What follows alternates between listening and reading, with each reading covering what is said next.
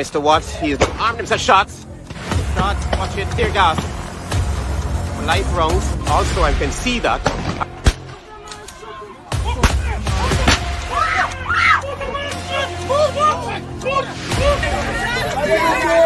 Just look way down! The man is a boxer, man. Watch your hand put in the boxer, man, to do that.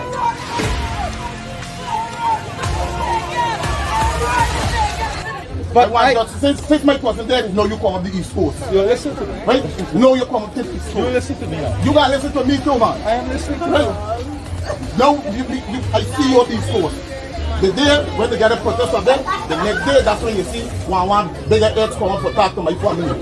Right? And that's bad. If we didn't do a protest, we want to see nobody for justice. You see? I'm not holding back nothing. I'm not holding back nothing. I just need justice for my family.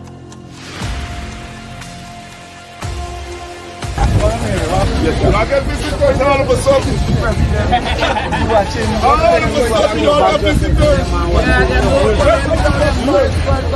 This is Joker. Who is that Joker? That piece of plum. They know who they did it to.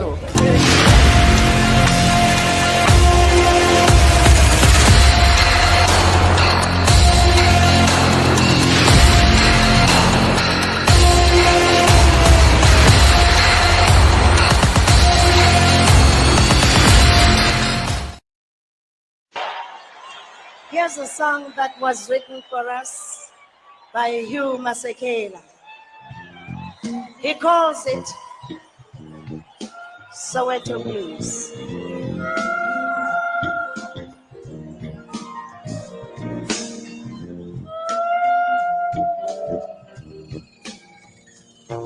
The children got a letter from their master. It said no more Xhosa, Sotho, no more Zulu. Refusing to comply, they sent an answer. That's when the policeman came to the rescue. Children were flying, bullets dying, the mothers screaming and crying. The fathers were working in the city. The evening news brought out all the publicity. Just a little atrocity. Deep in the city. Soweto blues. Soweto blues. Soweto blues. Soweto blues.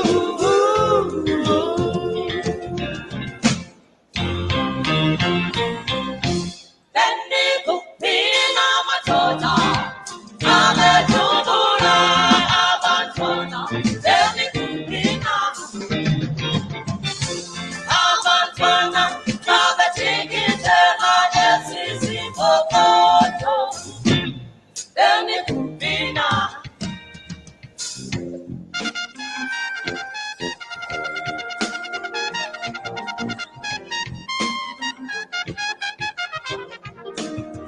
There was a full moon on the golden city. Knocking at the door was the man without pity, accusing everyone of conspiracy, tightening the curfew, charging people with walking. Yes, the border is where he was waiting for the children, frightened and running. And who got away, but all the others are in the jail without any publicity. Just a little atrocity. Deep in the city. Soweto blues. Soweto blues.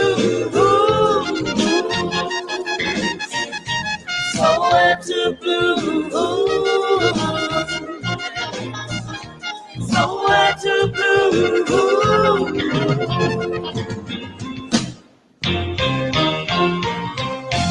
Benny Kupina Matota, Kame Tumuna Abantona, Benny Kupina Abantona, Kame Tikitela, Esisi Okoto, Benny Kupina, somewhere to blues, somewhere to blues, somewhere to blues. I will mama, somewhere to blues. They are killing all the children without any publicity. Oh, they are finishing the nation while calling it black on black. But everybody knows they are behind it.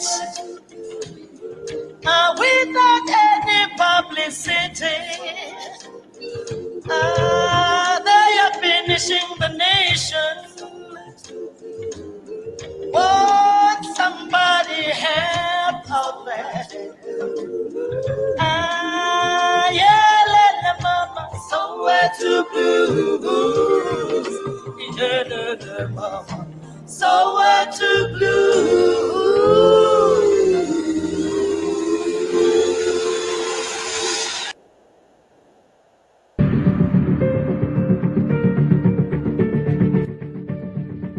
You know, people ask me all the time, why do you do this? Why do you not retire and read books and write fancy academic papers? And I say, yes, that is also important. But what is more important is that I was given an opportunity to read books in the first place, to engage with ideas because of the sacrifices of ordinary. And so part of scholarship must be given back to the people in the form of public engagement. I see myself as a public scholar, what we call an activist scholar or a scholar activist, who's always trying to use the knowledge that is gained from reading books, from observing people in their communities, in their society, and giving them back, in the words of a UC Guyana, giving them back to the people as a political nourishment and by extension, cultural nourishment. That's what I'm about. It's about being that public scholar whose work is not just confined to the classroom, but that classroom is extended to the public space. I'm David.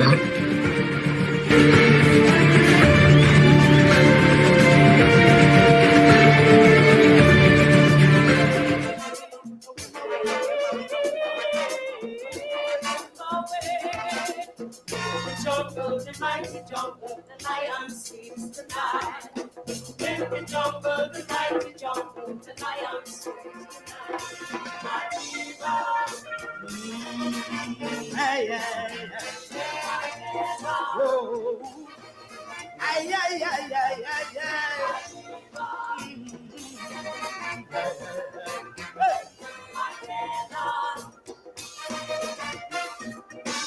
Children are come to tell a story of a legend of our time. His history bloody and gory. Love for freedom was his crime. From the street, I saw it too. The hyena was on the trail. They said they wouldn't let go till they snatch and throw him in jail. With the strength of his conviction, Abatide knew it was wrong. So in victors undefeated. 27 years in a penitentiary, 18 years on Robben Island, but they could only kill the body, not the spirit of the man. What an icon, what a legend, the true meaning of sacrifice. Half his other life locked in prison, for freedom he paid the price. Madiba broke the shackles of apartheid. The true father of African pride. Oh, yeah. To you all praises we sing. Dada, you are the true lion king. Madiba, give me.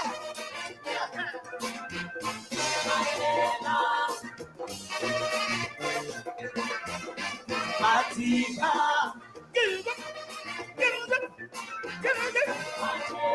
Listen.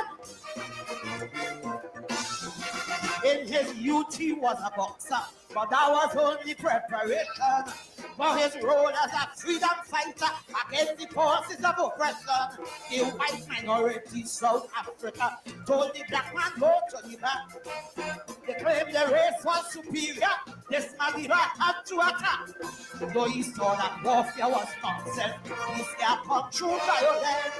So invictus, undefeated. 27 years in a penitentiary, 27 years in the jail, but they only cage his body, no, couldn't cage his mind. And I gonna Prince of Freedom, the true meaning of sacrifice. He rebelled against oppression, but he couldn't be paid the price. Madiba, another word for nobility. That's the man that sets South Africa free. To you all praises we sing. 24 karat gold, the true lion king. Amanda.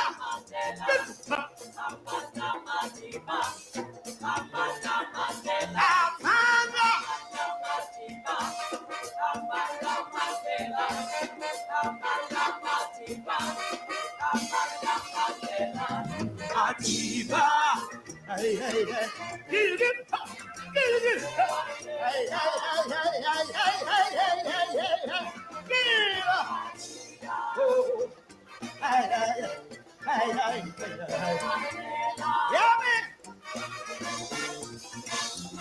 what a long, long walk to freedom, but he saw the sunshine at last. On the forces that seek dominion, oppression it could never last. You could never kill an idea whose time and moment has come. Bring your bombs, even nuclear, the people have the momentum. So they beat and held them in prison. No, they couldn't change his mind. Invictus, undefeated, 27 years in a penitentiary, 27 years in the jail. Though they incarcerate his body, his love for mankind prevailed higher. Still he wasn't bitter, not once did he seek revenge. All the races of South Africa to unite them was his challenge. Hey, Madiba broke the shackles of apartheid. The true father of African pride. Oh, yeah. To you what praises we sing. Dada, you are the true lion king. Madiba.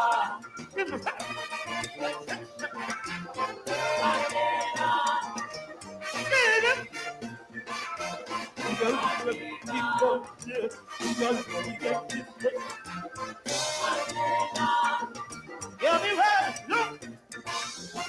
I come not to mourn a hero, but a giant to celebrate. From the hot cauldrons of Soweto, on a chariot straight to heaven's gate.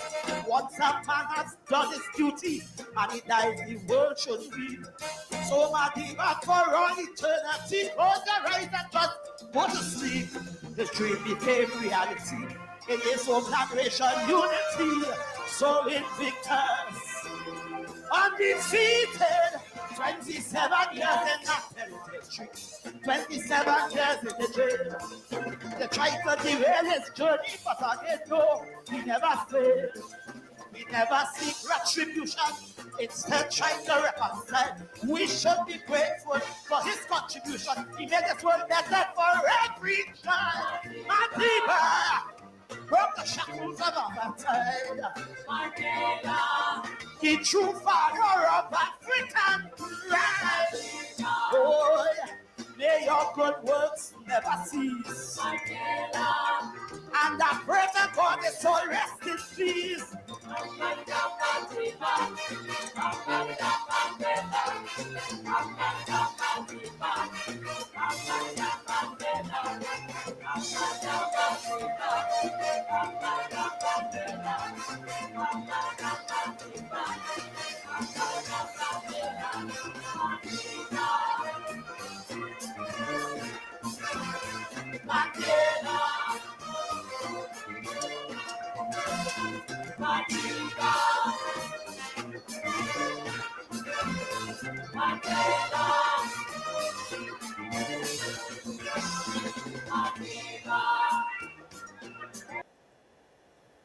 From Africa to the Caribbean and Guyana, with lots of love, lots of love.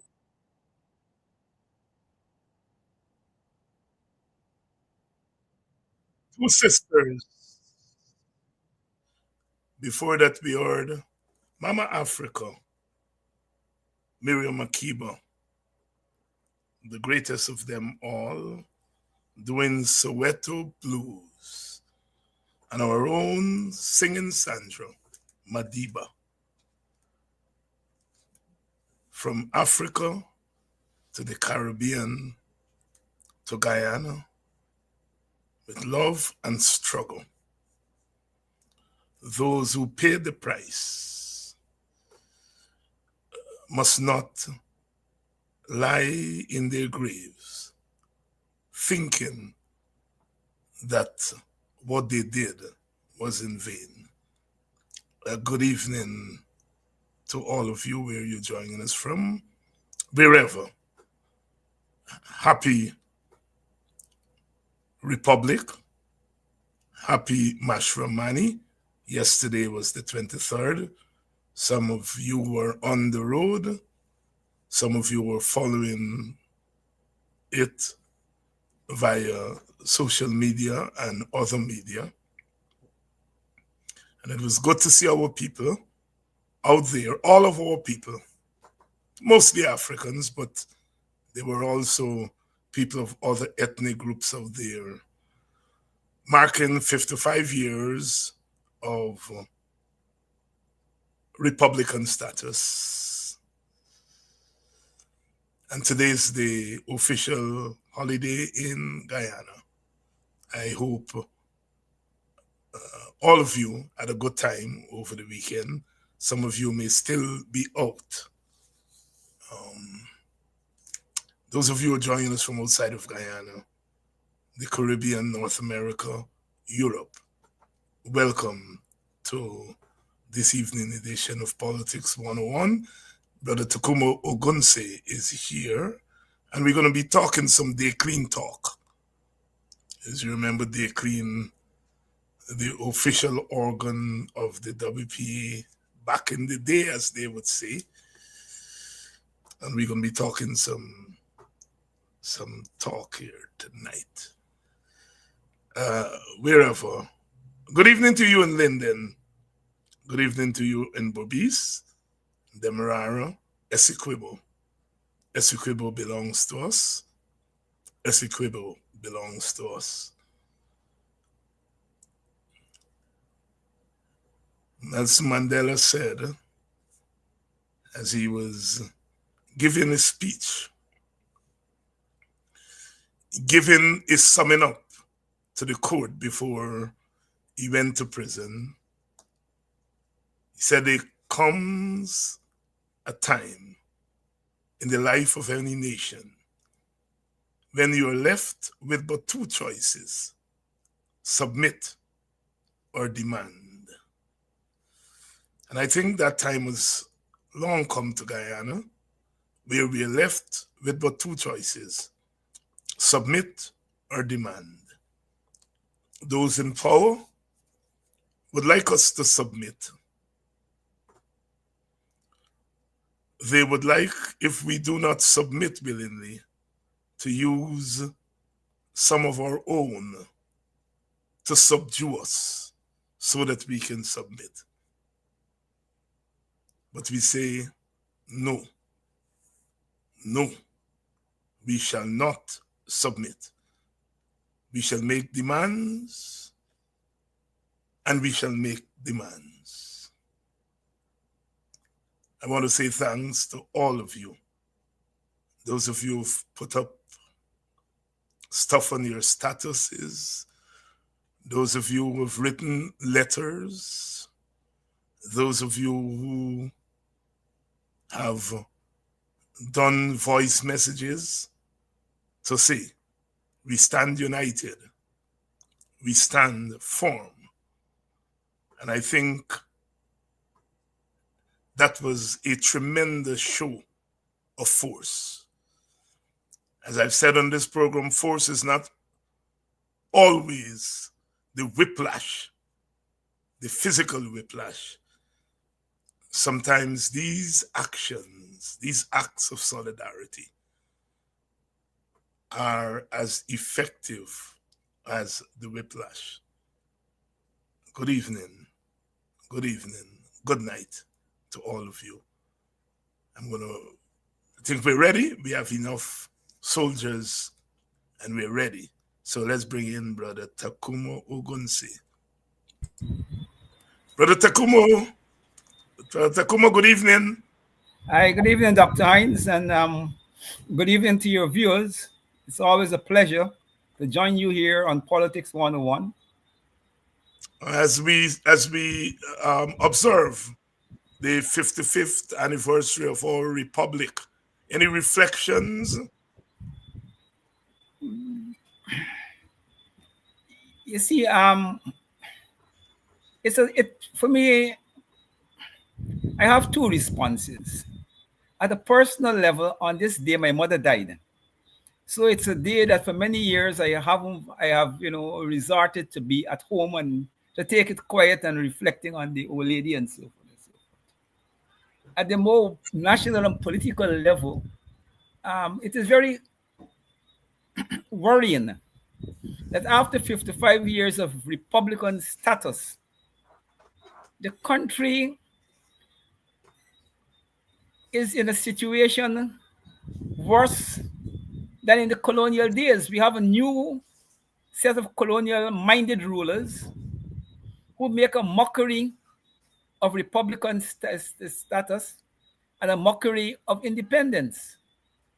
And this country, rather than uniting around those two important historical moments, independence and republicanism, okay, we find ourselves rooted in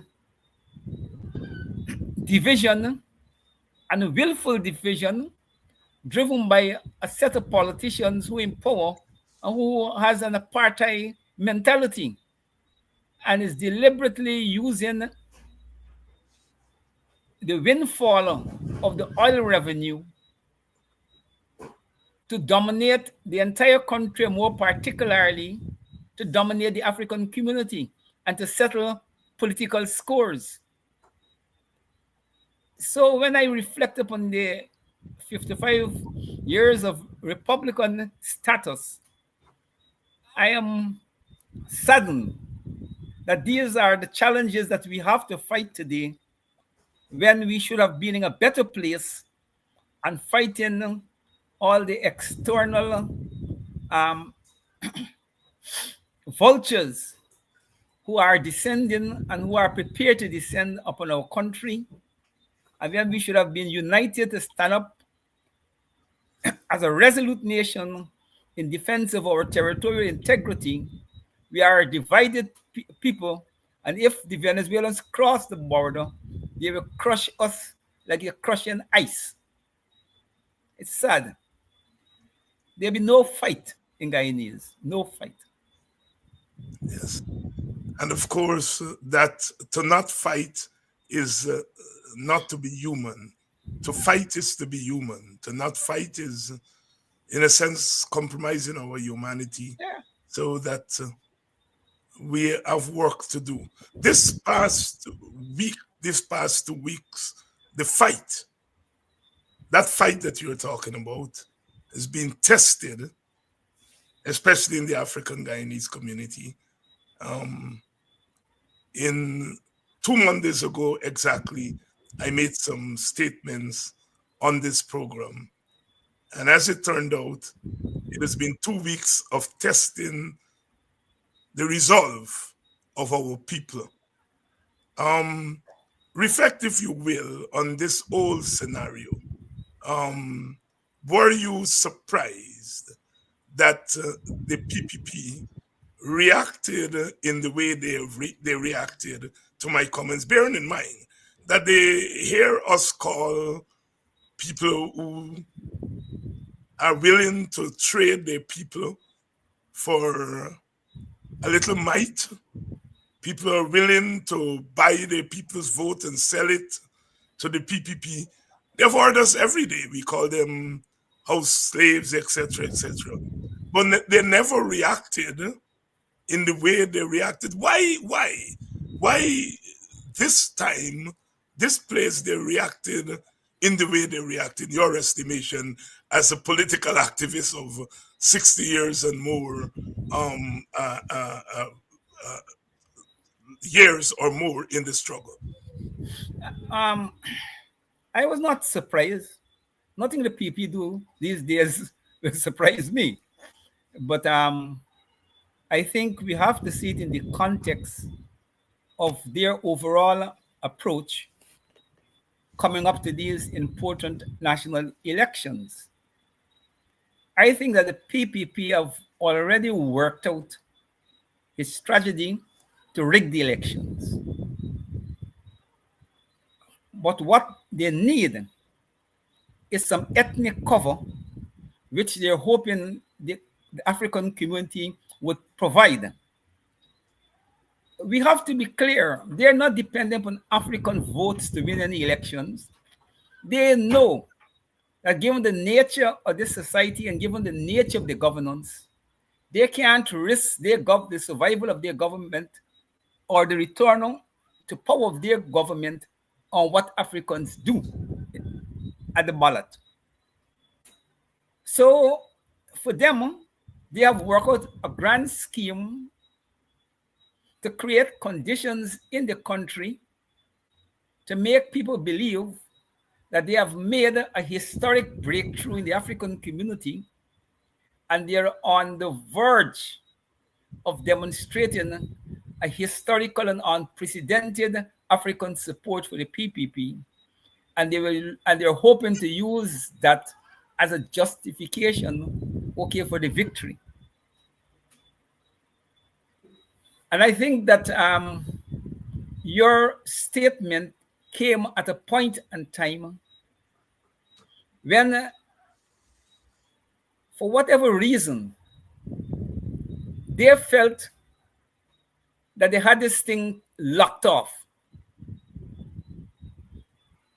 And then your remarks suddenly burst the bubble and energized the African community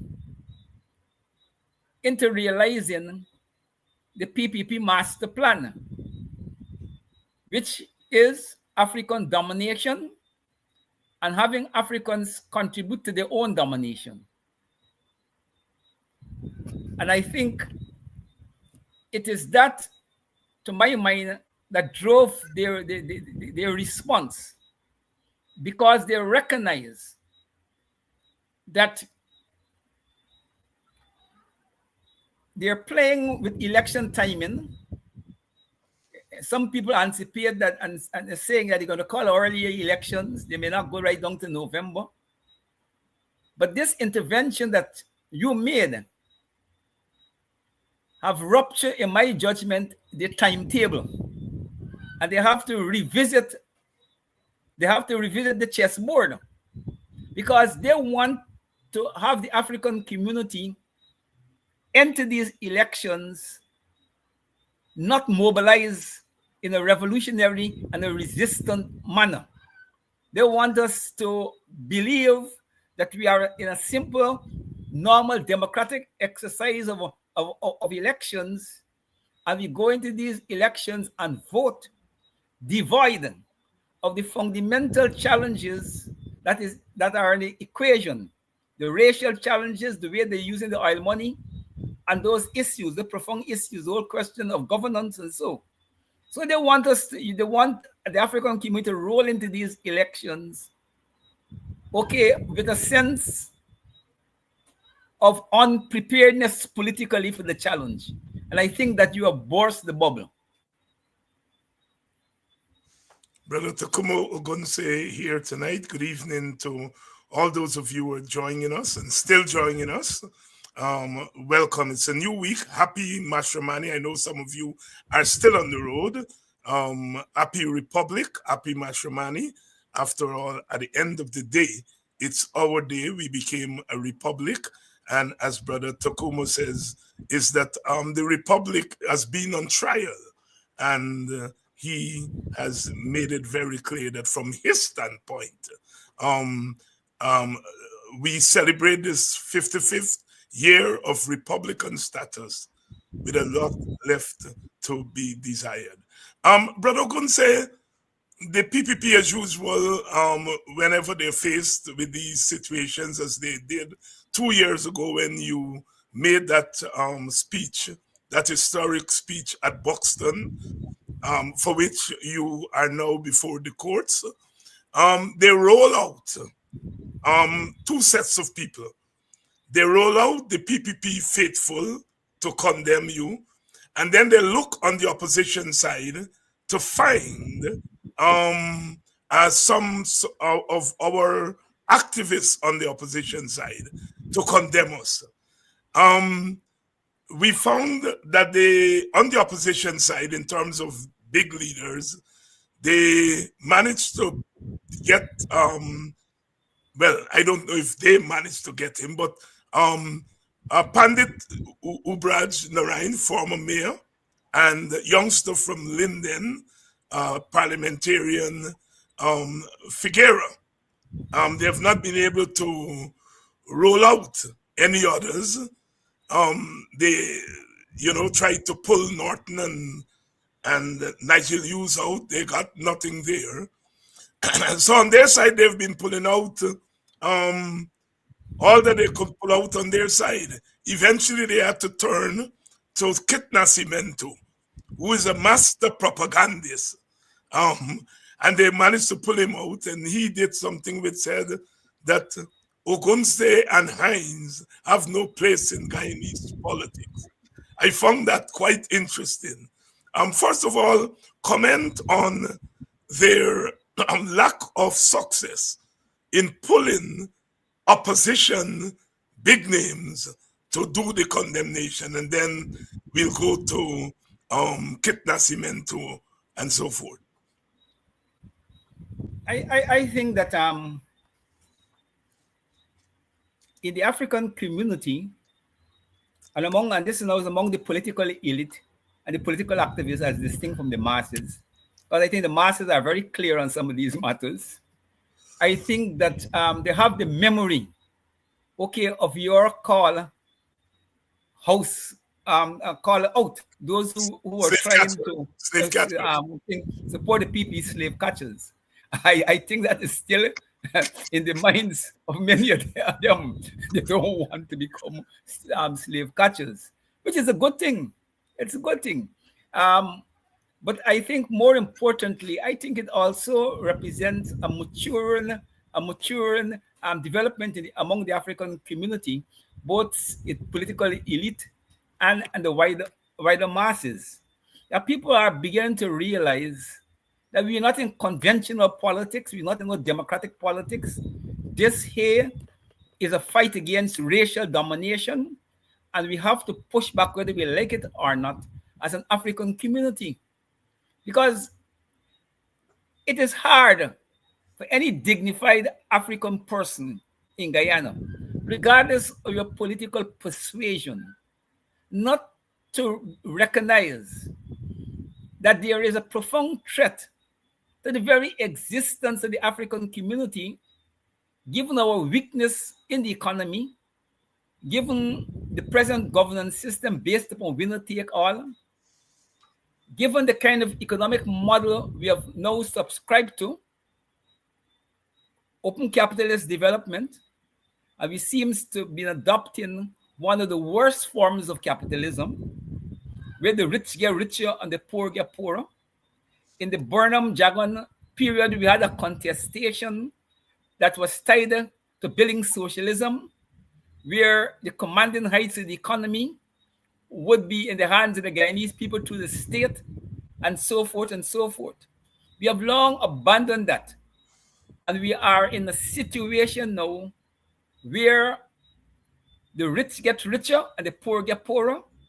And whichever community control the state and decide to use the state the way in which the PPP has been using the state since 1992.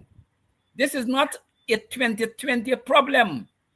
This is a problem that started from 1992. When you look at the way in which state contracts have been allocated, the state is the largest spender in the economy. And from 1992 to 2015, the majority of contracts, over 90% of those contracts, went to the Indian community and probably the Portuguese and others, but not to the African and Amerindian community. And that created and aggravated the economic disparity between the racial groups, and it increased naturally the racial tension in the country and create real fears in the African community and the African mind about its survival. So we are dealing with real challenges, and I think that our community, both the political elite and the masses, are getting closer and closer to the realization that given the oil wealth, if we don't stand up now and push back and to get some amount of equity in the economic and political space in the country, we are in big, big trouble. And I think that, in my judgment, is part of those leaders who, in normal circumstances, might have allowed the guards to drop and fall into the PPP trap, was more alert and willing to hold the ground and to keep at least the mouth shut. Thank you very much, and good evening to all of you who are joining us. Some of you are coming late. I understand it's Republic Day, so you all have been out. Some of you all are still out. Man shall not live by bread alone. You have to do some little fun things, but enough of us are here tonight. We noticed the PPP has had to call on Nascimento, as they did when you made your speech at Buxton 2 years ago. Nascimento came out again. What did you make of Nascimento's piece? Well, ironically, I was at Kitty Market, and one of the newspapers vendors called me and said, I want you to read this thing. Nascimento writes something against you and Hinds. And I bought a Guyana Times because he saw it in Guyana Times. Yes. And when I read it, you know, I had two kinds of reaction. One is whether I will allow Nascimento to have a pass, or whether I will engage Nascimento on this matter. And I'm going to explain why. I remember in the heat of the accusations against me, Nascimento wrote that he listened to the speech in Buxton that I made, and that he transcribed the speech. He listened to the speech more than once, and he transcribed the speech. And what they are accusing Ogunseye of, he never said. You know, and I remember writing a letter in the press, in the letter column, acknowledging Nascimento's principal position. And I remember at the street corners, because the WPA were holding meetings at the time, I acknowledge him in the public space there at the street corner, and I salute him for his principal position. Now, 2 years down the road, today, under the PPP pressure, in his letter, he somersaulted, and he accused me for the very same things that he said. What I was being accused of, I didn't say. But so, you know, I asked myself what to do with Nascimento, give you a pass or engage. And to be honest, I haven't fully made up my mind. I will probably make up my mind another day or two. But it just shows the nature of this society. And it's a worrying thing. So, Nascimento is no stranger to Guyanese politics. He's a person of Portuguese ethnic origin, and by extension, European origin. He knows that Guyana was subject to European domination. And in the process of that domination, Africans and Amerindians get the worst. He knows that we were enslaved for over 200 years and we worked without a cent. And we build all the important infrastructure in the country, and we liberate the country from the swamps and make the country habitable for human development. He knows all of this. And yet he has the gall and the face to watch us Africans in our face and tell us he has the right to banish us politically from Guyana political engagement. I mean, I was reflecting on even the colonial days. I can't remember any colonial governor in trying to address the challenges that politics pose, where we accuse, in the anti-colonial struggle, we accuse the Europeans of racism and domination, and they never resort to political banishment. But now, political banishment of the African and the African freedom fighters have become the order of the day in Guyana. And it wasn't by accident that his position coincided with that of Vice President Jack Dio, who took the same position as he spoke in relationship to you at the WPA. You know, and these are serious developments. And Nascimento is trying to tell us our experience under the PPP from 92 to now, and more particularly our experience under the Ali administration from 2020 to present, is a demonstration of democracy and fairness and equitableness. I mean, that is the contempt that is developing in this society for Africans. And they feel that they have the right to tell Africans how to think, that we don't have the right to define our conditions as we see it. And they think they have a right to decide which African leaders or activists speak in the interests of African people. I mean, this is apartheid behavior. And they try to argue their position represents some multiracial politics and multiracial culture, when it really represents racial domination.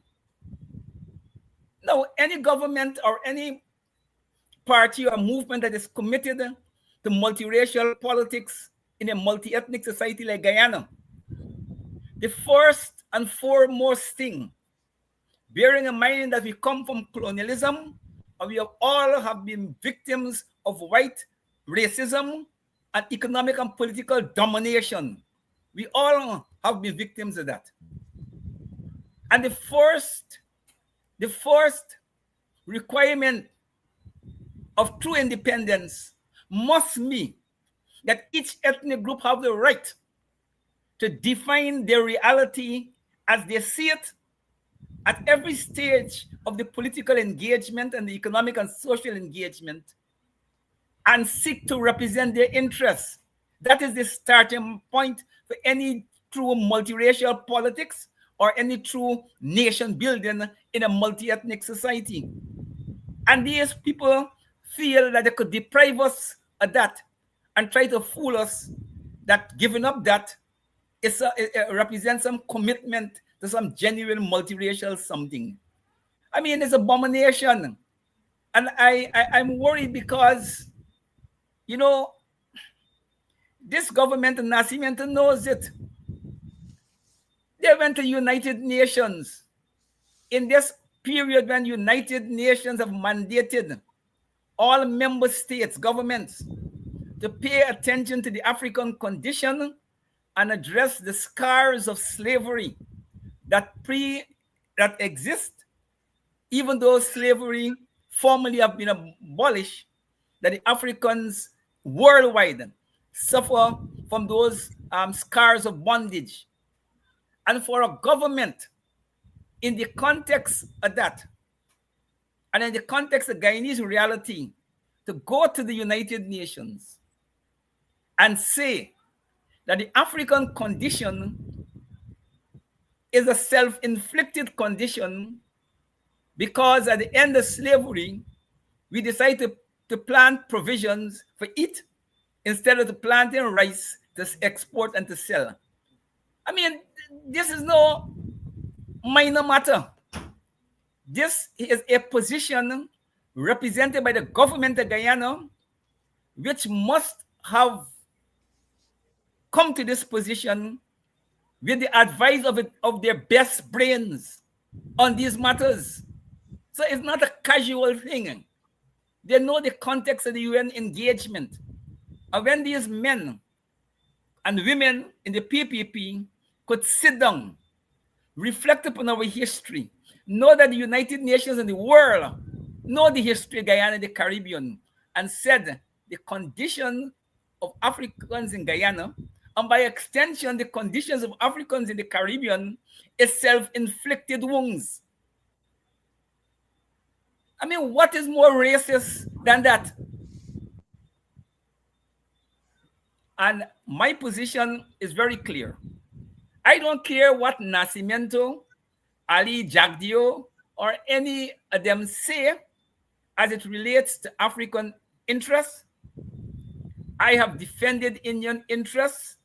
I have spoken on PPP platforms in the days when the PPP was the political wilderness, and it wasn't fashionable for Africans to speak with them on their platforms. I have struggled, and like you, we went to prison for our conviction to multiracial politics and a better Guyana.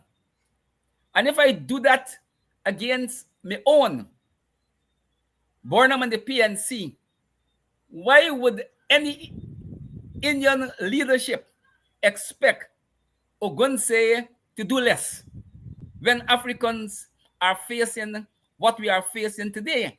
I remember Jagan's slogan was racial and political victimization. Racial and political victimization. We never questioned him.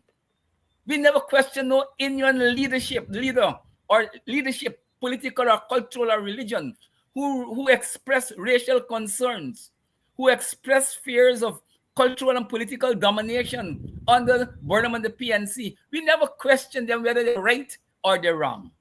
We operate from the premise that they have a right, okay, to speak and to say how they feel, and they have a right to fight for improvement in the situation. And we as patriotic Guyanese and people who are committed to a multiracial and a just future of Guyana had the duty to understand their position. We don't have to agree with them 100%, but we understand enough of their position to stand as allies with them in this struggle. We never asked them to give up their Indianness. We never asked them to justify the correctness of their position.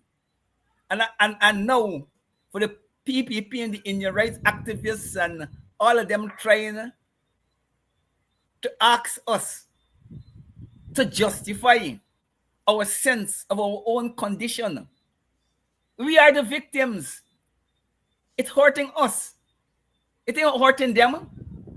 When we come out to protest and we face African soldiers and police with guns pointed to us, and often they fire those guns, whether it's pellet or tear smoke, in our direction. That is a matter for Africans. If the same is being done to Indians, you will hear they open their mouth. But what they forget, in the dialectics of multi-ethnic struggle, when an oppressor, an ethnic oppressor, decide to cultivate sections of a race to inflict violence on themselves, the mothers and the children, a time has come when those who are cultivated that way will inflict violence against them and their people 1,000 times more. That is the danger. That's what they're setting up the Indian community for. And they're setting up the African community to go down the road. And that is what we're trying to stop. That is what we're trying to stop. And I have no apologies to make.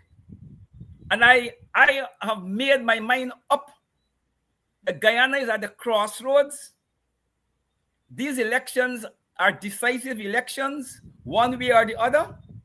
And whatever come out of these elections, there has to be a struggle in Guyana for a renovation of governance to ensure the survival of the African community in the context of this oil wealth. And I have no apologies to make. And for me, it is the most democratic and the most patriotic struggle, okay, to get Africans to fight back against this abomination. Because the truth is, Indians will not fight against it immediately.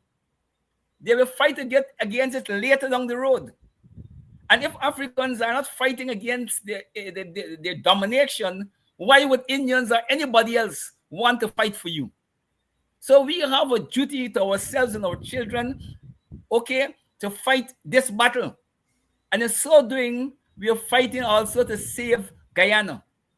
But we can't save Guyana unless we save ourselves. And we have to be clear about this. We have to be very clear about it. And I want to thank all those of you who have, I have to say, stood with me, because as the person who went to front, it's to a small extent about me, but to a large extent, it's about you, not me.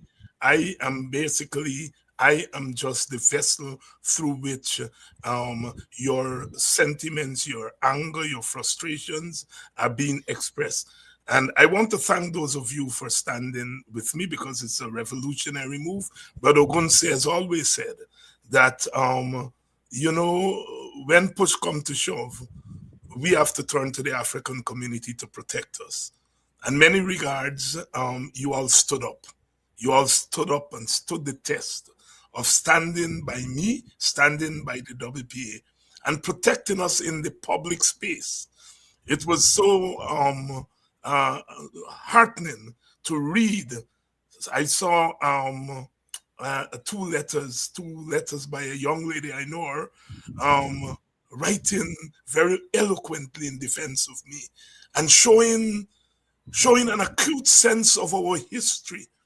Brother Henry Jeffrey is going to be here tomorrow, wrote what I would call a masterpiece, not just because he was talking partly about me, but his analysis of the situation. He's going to be here tomorrow. You should check his column. It's on my page. It's on Politics 101 page. It's on Village Voice. It's called David Hines barbs are warranted. And so many. Nascimento cited a piece by Leland Saul, which I found to be extremely insightful. And Brother Ogunseye, you saw a couple of people, including the president of the country, who you are very sure never read a word that was written by Walter Rodney, and trying to, in a sense, pit Walter Rodney against me, against us. Walter Rodney would never say what you say and so forth. And then I found a quote from one of Walter Rodney's books in which he referred to the same behavior. He used words like stooges and lackeys and square pegs in wrong hole and soup drinkers and so forth. And when I put that in the open space, Rafi Dev said Rodney was using wit and I was using profanity. The extent to which these people go to misrepresent Walter Rodney, to make him look like a coward, to make him look as somebody who didn't fight, I think that is so disgusting, because Walter Rodney was a fighter. If they think that you and me are out there, Walter Rodney is 100 times more than, but it's so galling. These people reducing, they think they're making Walter Rodney into a nice guy. They're reducing him to a wimp, which he was not. And you know him better than I do. I want you to comment on that. They don't know the Walter Rodney that they think they're speaking about. And I'm always amazed of how people who don't know people and who don't know the intricacies of the struggles of the 70s, speak like if there's some authority on these matters. That there's some authority on these matters. I could assure them that if Walter Rodney was alive today and experienced what we experienced, if it's the 40 or 45 years since the civil rebellion, experienced the voting behavior in 1992 and the continuous voting behavior of our population, if he believed that Walter Rodney would have defined multiracial behavior, multiracial politics, or politics in general in the same way as he defined it, okay, in the civil rebellion, they don't know who this is talking about.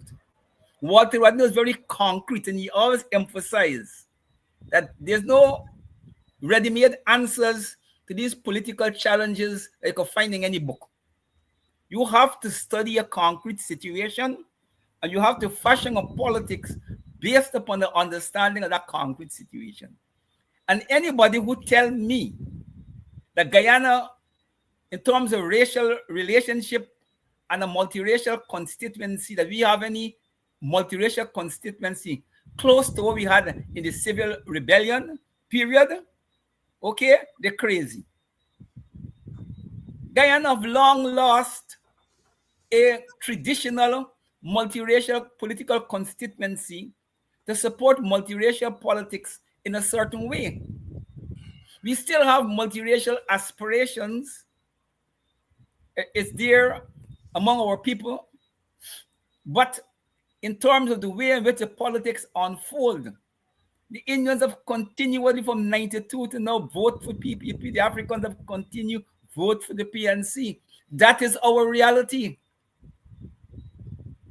And anybody who seeks to deny that, they're playing a very dangerous game. That is our reality. And that is not a reality shaped by WPA politics.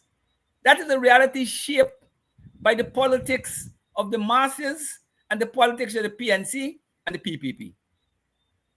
In fact, as Rafi Dev and Roar, because Rafi Dev and Roar did a great disservice to multiracial politics in this country when they enter the political space and they tear down the WPA as not being an authentic multiracial party, and that the WPA can't speak for Indians, and the WPA is being dishonest.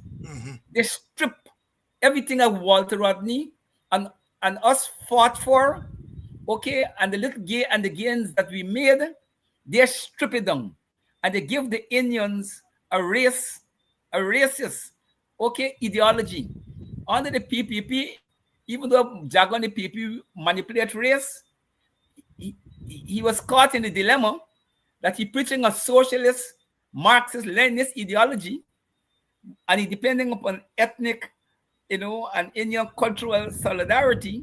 So the Indian community at least were ambivalent, but they've come and give them an ethnic political justification for withdrawing support from the WPA and withdrawing support for any multiracial project.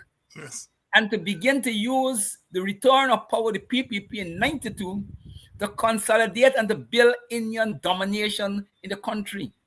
And unfortunately, the politics of the PPP and the wider Indian community played into his hands.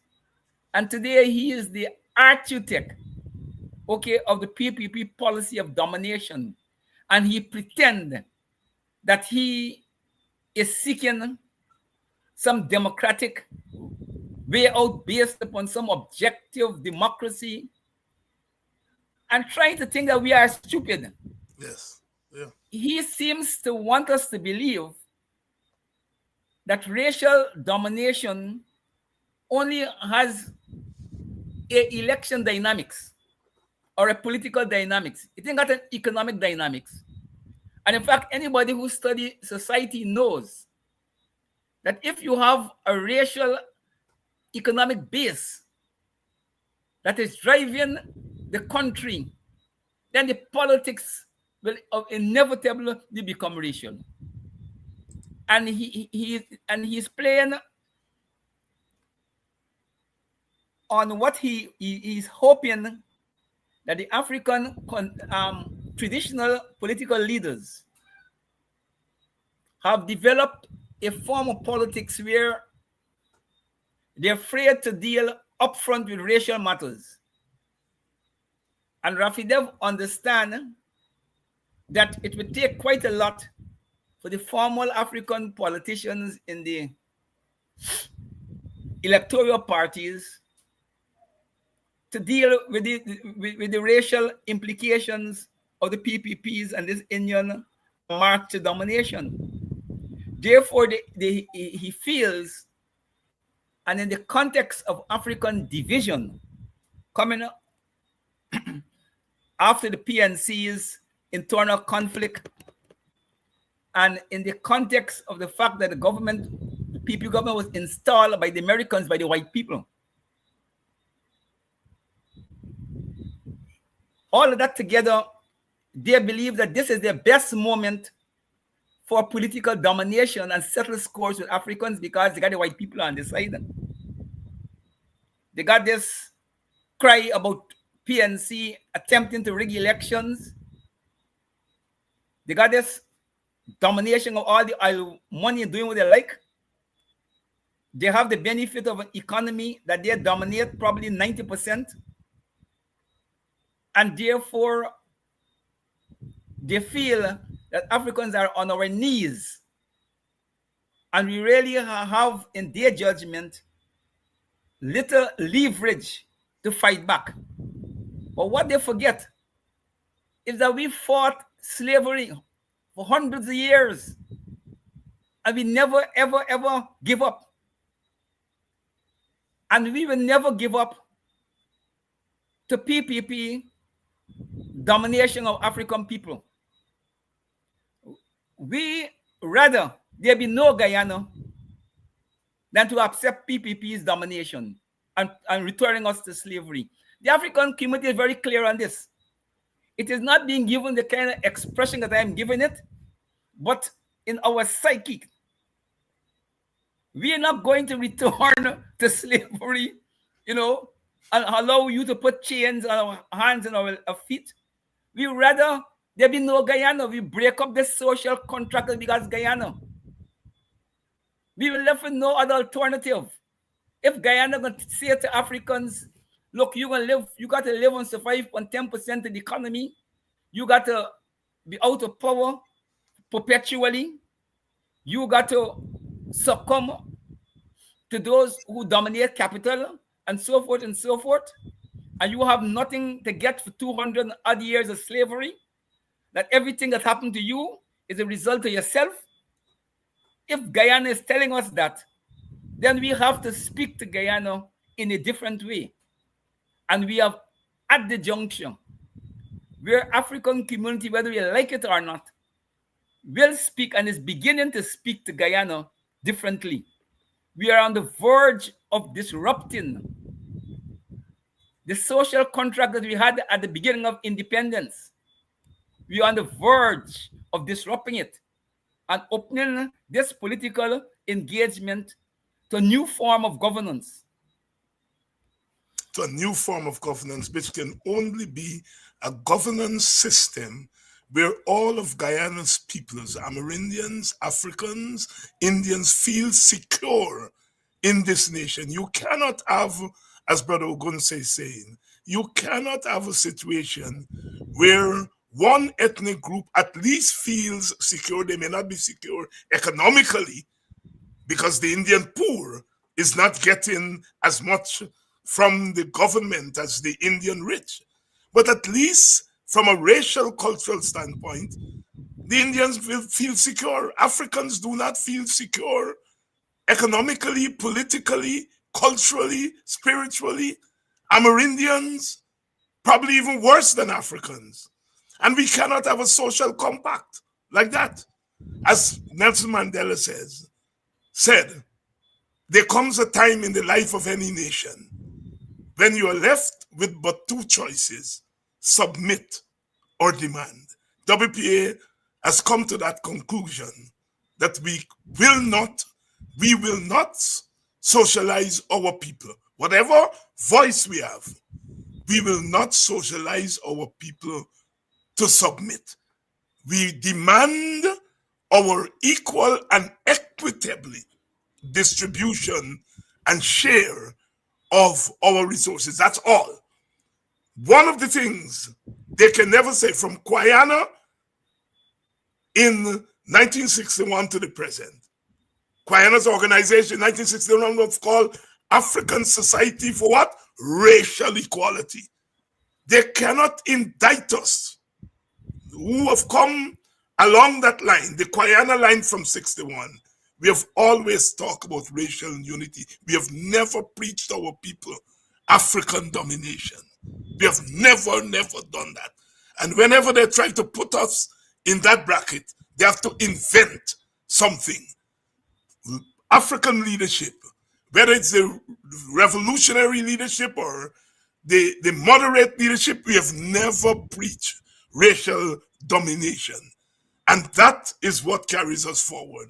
People like Ravi Dev and the government, their obsession with the WPA is that they know very well that we are free. We do not have all the other kinds of this and that and consideration. We have freed ourselves on this racial question a long time ago, and that we confront it intellectually and as activists in a way that can bring freedom to people. And that is why they try everything they try to discredit us, to get us out of the way, because they know that if they can get WPA voices out of the way, they think that they can subdue Africans, but that's not the case. But Ogunseye, you would have noted the outcome in the courts, at least in the High Court, of the issue of the people at Moko Arcadia. Lands were taken away, bulldozed, as if they were in Soweto in South Africa during the apartheid period, drag the women through the mud, take away the land, public land, and then we now find out that the land was not needed for the highway, and that they are in the process of giving those lands, which is now going to become prime land because it's adjacent to the highway, to give it to their friends and family. And the court in Guyana, the court can't say it doesn't know that. And, you know, law is not just about the strict constructivism, that is what is written in the law. There is what is called the letter of the law and the spirit of the law. And for a court to see a government lie to people, to bulldoze them off their land, and then give a ruling that those people do not deserve compensation, even for somebody like myself, who is an institutionalist when it comes to things like the court, because revolutionaries like you and me, sometimes the courts have come down on our side. And so we have a respect for the institution of the court.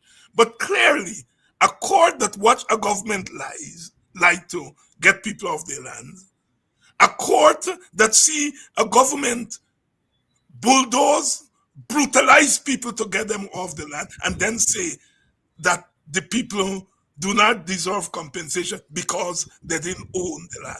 Something there doesn't add up for me. But Brother Ogunseye, your thoughts.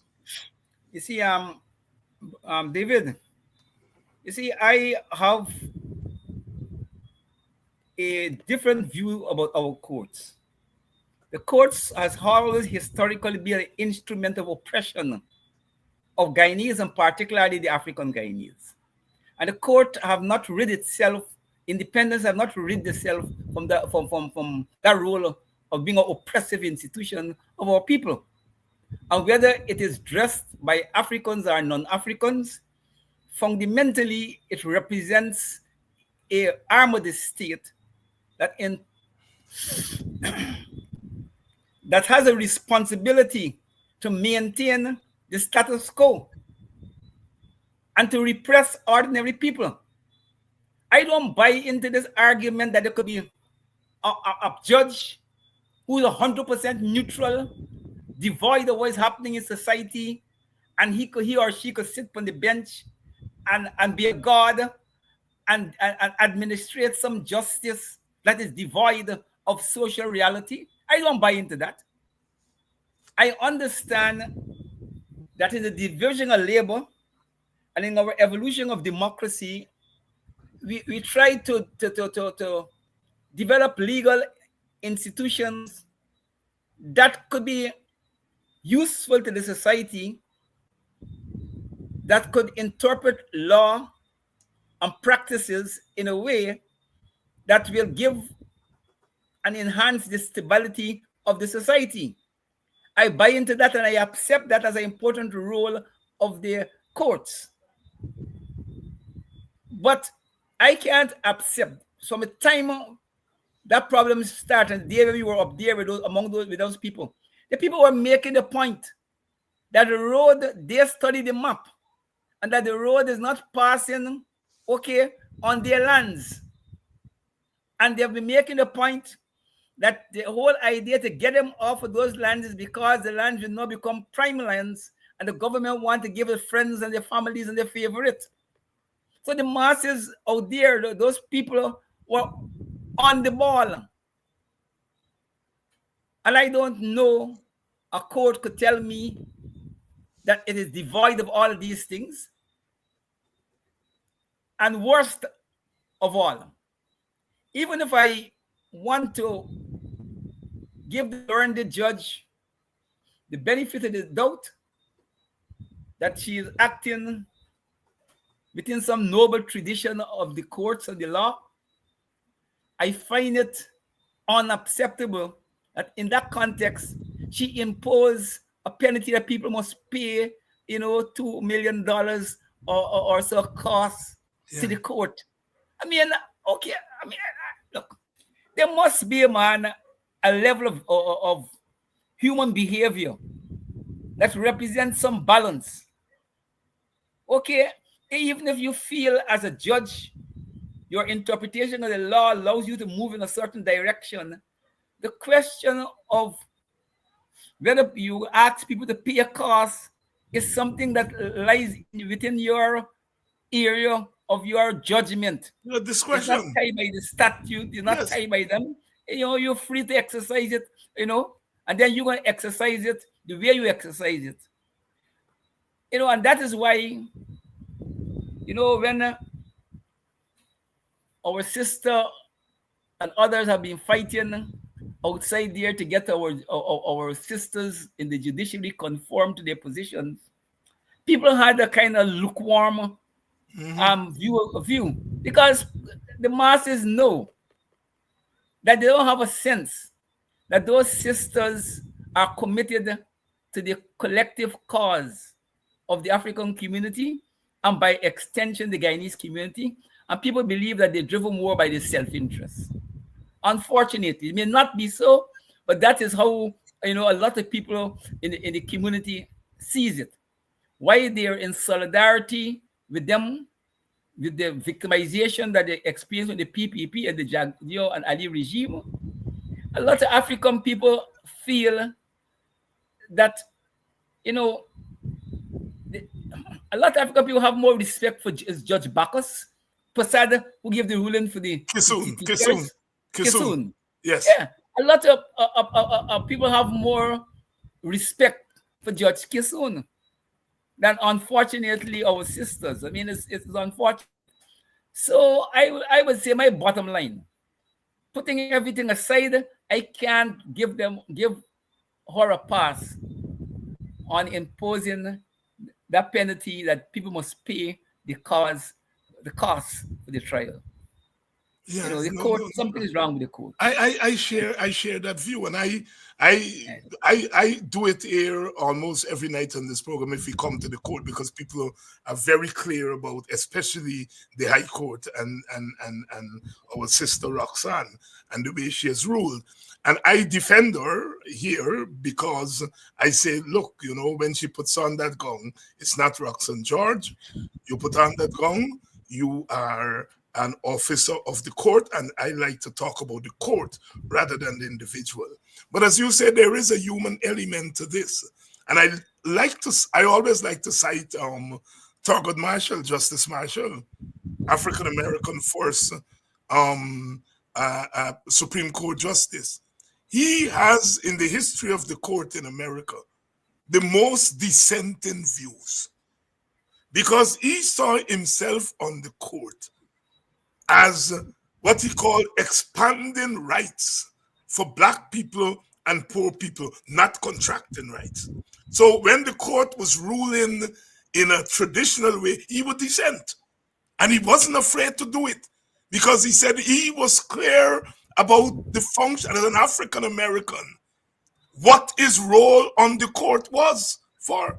And, I have to say that there is a human element. I don't speak about it always because I want to not socialize our people to be angry at the individual, but to be angry at the institution. But I know that the institution is not manned by people from outer space. And this ruling, I think, has exposed the court. I join you in saying you cannot look. You're not living somewhere else. You watch the news to see those people dragged, bulldozed. The government lie to the people, bulldoze their homes, brutalize their women, and then matter come before you, and you say they must pay compensation. What is that? That is a ruling that is devoid of any human rights element. The government has the right, eminent domain, that is, if they want public lands, they have a right to, within reason, take public lands for human development. But the people have a right to their collective land. In many regards, those lands are ancestral lands. They're public lands. They are the people's collective land. The people weren't, quote unquote, squatting on Mr. John land or Fanali land or Jagdeo land. It was public land. Are they not part of the public? And so when you have a clash between the right of government and the state and the right of the people, you have to reason it out. And force must be a last resort. And the court should be able to say that. As Justice Kisun when the government was trying to use force against the teachers by telling them it will deduct their money, that it will stop checking off. The court said, no, you can't do that. Even if the judge couldn't find it in the statutes, what he applied there was the human element that pulled the society together. And he made an unprecedented ruling. And I am saying that the court there is the referee between the state. If the state and the people have a conflict, the court must be a referee. And I just find it distasteful, ugly, and it's a blot on the court. This court cannot say that it's living somewhere and don't know what is happening to African Guyanese. Even the court in the United States, in the 1950s, it was a former Ku Klux Klan man, Justice Justice Justice Warren. He was a former Ku Klux Klan, and he's the man that ruled in favor of black people in the Brown case and all the civil rights cases. And he forced the government. He said the onus is not on African Americans to prove racism.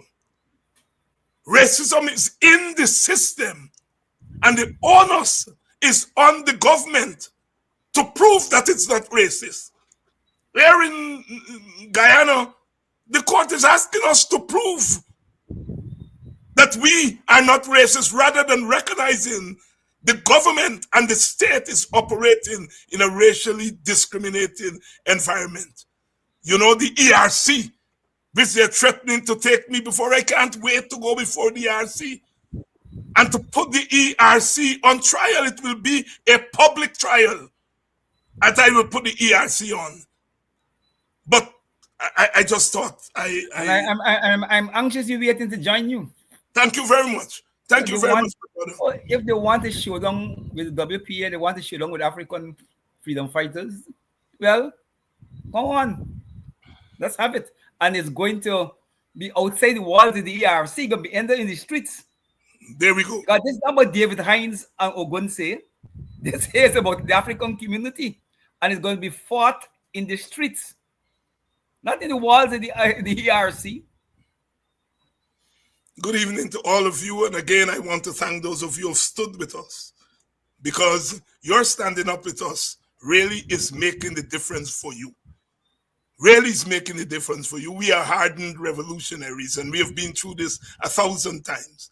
As I said, with some young people, I managed to pass by the program on Saturday night. I was scrolling through Facebook, and they were on there, and I forgot that when you go onto these programs, your name shows, and they saw my name and asked me to go onto the program. I told them that I was going to spend half an hour. I ended up spending an hour and a half. But it was good to see those young people, a couple of young men and a sister Ormini from Linden, really having a mature discussion and, asking somebody like me to come on and to help. And they were asking me questions about our history, our culture. They weren't just interested just in the politics, And I want to thank all of you, all those persons. One lady called me, her friend was, we have a mutual friend, he was here helping me with some stuff yesterday, and she called him and he said, he is at his friend David Hines, and she said, David Hines? And he said, you want to talk to him? And she said, of course, there's a man who want to talk to Lang. And we end up talking for almost an hour. Sister Carolyn from Florida, via Linden. It's the outpouring from our people. And that sister started to talk to me about the Berlin conference where they divided up Africa. And she started to talk about the linkage between Africa and Guyana. And I was so moved, I was almost moved to tears. Because the kind of knowledge, the kind of fight that is there in our people, we just have to unlock it. And I am so glad that this is a movement that is taking us a little closer to where we ought to be. Good evening to all of you. Good evening to my friends in Arizona, Brother Nigel, Brother Mr. Jonas, Roger Jonas. They're faithful listeners, and all my friends in Arizona. I don't remember you all because I'm here physically, but mentally I'm somewhere else. I'm in Guyana. Good evening to all of you for standing firm with us. Brother Ogunseye, anything you would like to chime in on that I haven't spoken, I haven't asked you to speak about? Not really, but I want to use the opportunity to say to African people that all is not lost. We are in a difficult situation, and in these kinds of situation, nobody could claim that they have all the answers. There will be some unanswered questions, but we could assure that our ancestors will be with us, and we have a history and a tradition to guide us. And we have to begin to act as African people with a new sense of dignity, because we're not simply in an election contestation. You see, they want us to believe that we are in some election contestation, simply some democratic exercise. We must not be fooled. Election by itself is not democracy anyhow. And even democracy as it developed doesn't solve all of human issues. And we must not be bulbuzed by them throwing those words at us. We have to be guided by our inner sense of justice and fair play. And we have always been a people who have been fairly balanced when we acting as Africans. Our difficulty historically has been when we acting outside of our cultural and historical and philosophical tradition. And we have to return to our historical tradition based upon the principle of fair play, equity, justice, and fearlessness. We have never been a people that will be of cowards. And I want to call upon our younger people, our younger comrades, that they have to understand that life is not just for today. You may get a little petty contract today, but how long would that contract last to provide you any significant sustenance economically and socially? You have to develop a sense of yourself and your future that is based upon more long-term projection and based upon realistic improvement in the African economy. Because if there's no improvement in the African economy, if Guyana, with all of this oil money, can't tell Africans, if we can't come up to a consensus of the African condition, and we can't commit as a nation to say, well, look, with oil money, in the next 5 years, the African community position will move from X to Y, to give our people a sense of hope. The government have made it very clear that they have no interest in addressing economic disparities from history based on a consideration of the situation of racial groups in the country. And we are saying to them, and we will continue to say to them, that you could be comfortable with that. But that is a grave injustice to us as Africans. And we will never accept it. Never ever accept it. But I'm gonna say they're asking you here to comment on the government not inviting the opposition to the just concluded energy conference they had. They didn't invite the opposition. The flag raising ceremony the other night did not invite the opposition, and then had the call to say they apologize. Your thoughts? I don't think nobody in Guyana, Indian, African, Amerindian who knows the PPP would buy in that was an accident. That's no accidental behavior. That is deliberate behavior. And they hit him back at Norton and Hughes and the opposition for not supporting them in their repression against you and the WPA. So that is their way of hitting back. We can banish y'all from the political scene. Like how we prepare for banish the WPA. So these are not accidental things, man. Look, man, the flag raising thing and them thing is they are standard protocol in all the ministries and the agencies that deal with these things. And the first thing you start to look at is what's the role of the government, and then what's the role of the opposition, and then anything else after. So no serious argument could be made that those are, genuine mistakes. They are deliberate policy decisions at the highest levels of the government and the PPP. That's the PPP way of saying, look, y'all want to stick with the WPA, and I said, no, good say, we gonna banish and you're like banishing them. Y'all doesn't matter.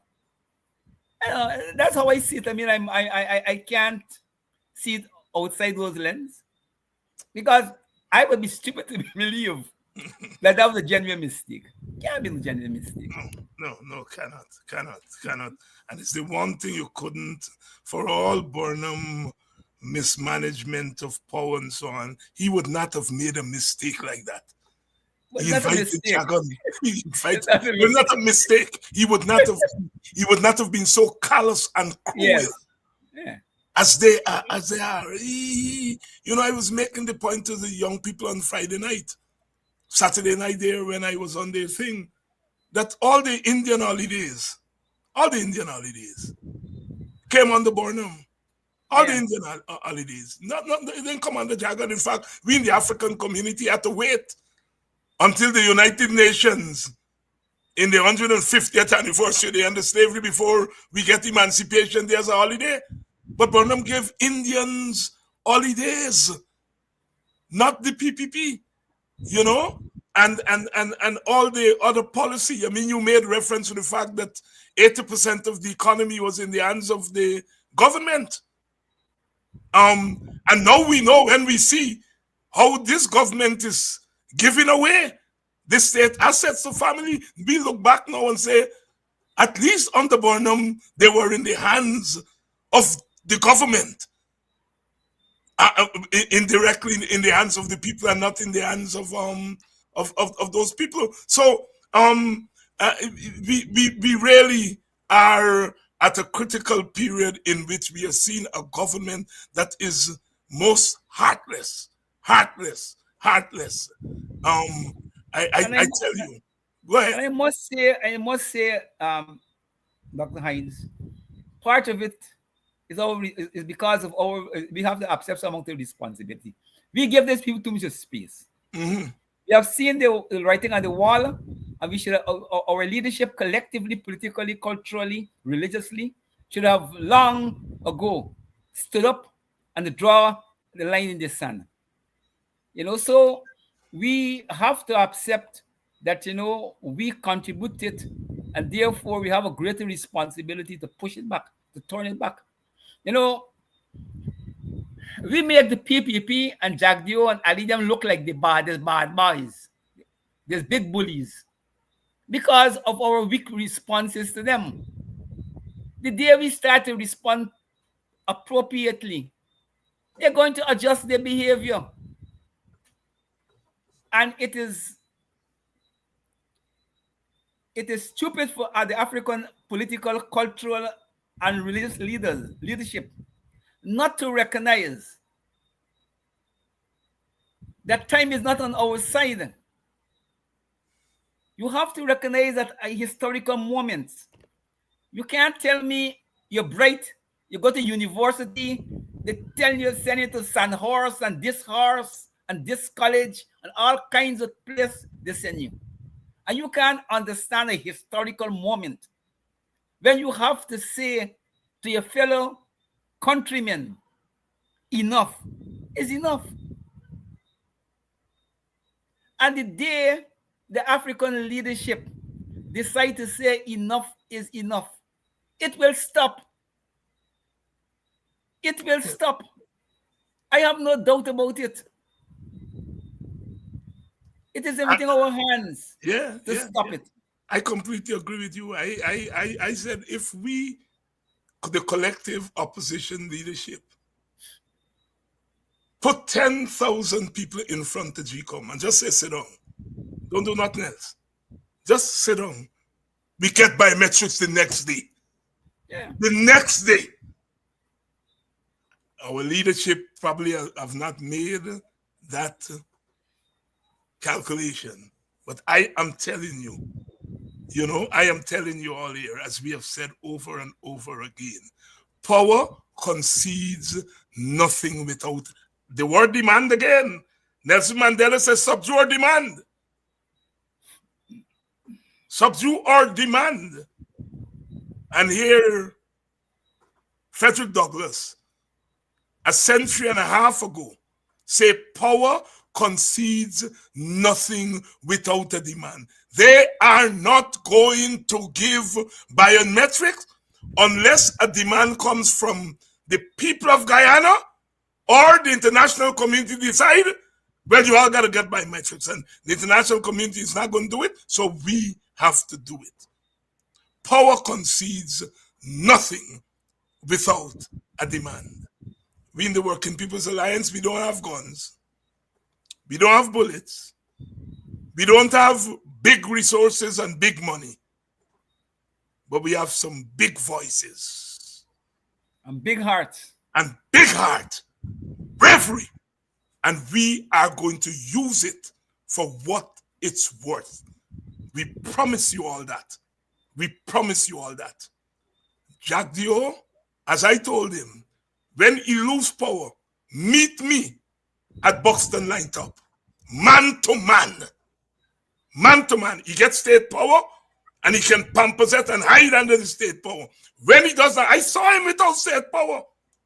I saw him Ogun at Wim Magistrate Court when they with Chris Ram. When they put the handcuff on the hand. If you see how the big man trembling. When the magistrate tell you in the docks because he didn't want to go in the docks. I said, you tremble at women's state. My friend Flash Gordon was there. If you saw the big man tremble, he's a coward, such a coward. But behaving as though he's some big bully because our leadership, our collective leadership, I think they have miscalculated. Good evening to my brother Morris Wilson. Mr. Wilson, good evening. You'll see me soon. Yes, Brother Ogun. You're about to say something? No. Okay. Well, we want to thank you all. Oh, Lord, you all stay in all your numbers. You all come in late from MASH, and you stay in all your numbers. Thank you all very much. Brother Ogunseye, of course, is here. Armini, I've given Brother Ogun your message privately and publicly, but or Minnie give me a message to give you, Brother Ogun. She said, of all the freedom fighters, you are our favorite. She said, what am I name? The one with the African name, man. I said, Tacuma, oh, Jesus Christ. She said, you are our favorite freedom fighter. So, Minnie, if you listen, I give Ogun your message privately and publicly. All right? Okay. But Ogun, thank you very much for coming on. And now that you have got all your stuff put away, we'll see you more often. Yes, it's a pleasure. All right. Thank you very much. And to you, the audience, thank you all so much. Eternally thankful. Because without you, we can't do this. Even those of us who dare to call ourselves revolutionaries, there has to be a revolution. And there has to be soldiers for the revolution. And with you, we are going to fight this with what we have. As we said, we have our bravery. We have big heart. We have bravery, as we say, soldiers. And that didn't fall from the sky. It came from you, our people. So as I always say, the Lion of Judah shall break every chain and give us the glory again, again, again, and again. Thank you all so much. And tomorrow night, Dr. Jeffrey is going to be here. He has that column, David Hines' Barbs Are Warranted. We're going to talk about that and much more tomorrow night. So I will see you all.